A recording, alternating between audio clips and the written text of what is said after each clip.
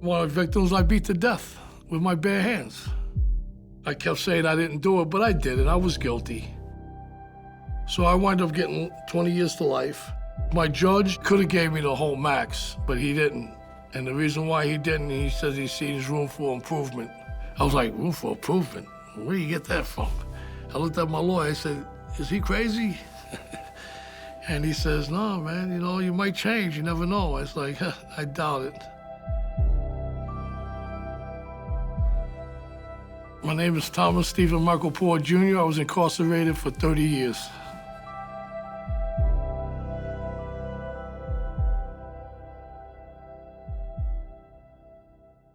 I come from two alcoholic parents. When they drank, it was like a lot of problems, but, you know, growing up, you figured that's part of the norm. He says, well, you know, F it. You know, they acting like that, I'm gonna act my way. And that's what I did. Picked up my first drink at 12, caught my first crime at 13, and it was just downhill from there.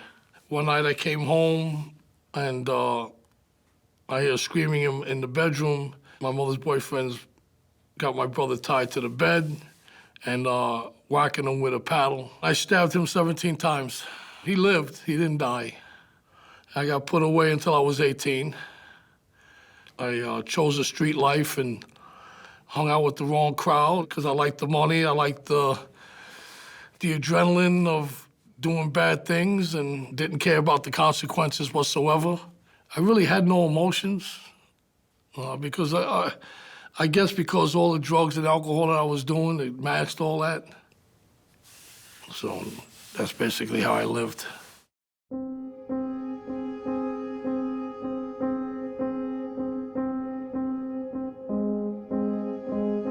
In the beginning, you have all this time and, you know, you're not thinking about getting out. You know, you're thinking about surviving in there.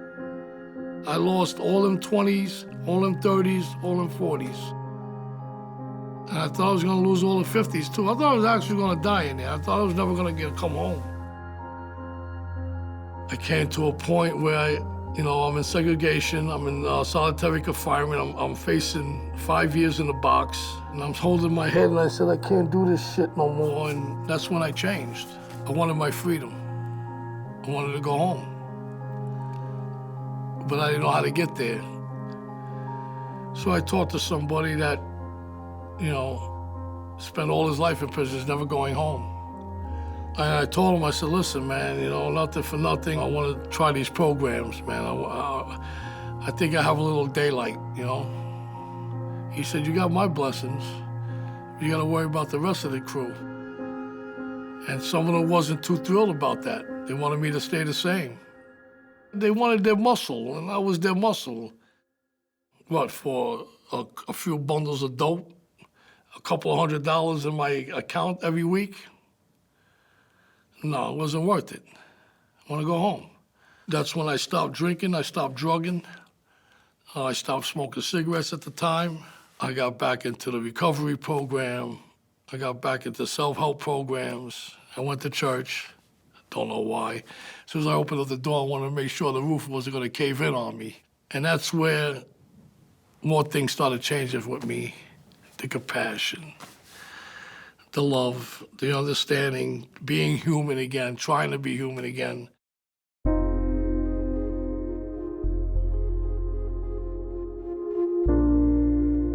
When I came home, I brought some flowers. I went back to the scene of the crime. A couple of people that was there, they asked me, why you laying the flowers down? Ain't nobody died here. I said, yeah, they died here 30 years ago. I didn't want to get into detail. I just said, some victims had passed away, got murdered here, and I felt I am responsible for that. And I laid down the flowers, and there was one lady, she started crying, and when she started crying, my eyes got moist. I said, I gotta go, and because I'm not used to that crying stuff yet. To love another human being that you really don't know, or show compassion to somebody that you really don't know, that's all new to me, and that's what saved me for spending the rest of my life in prison.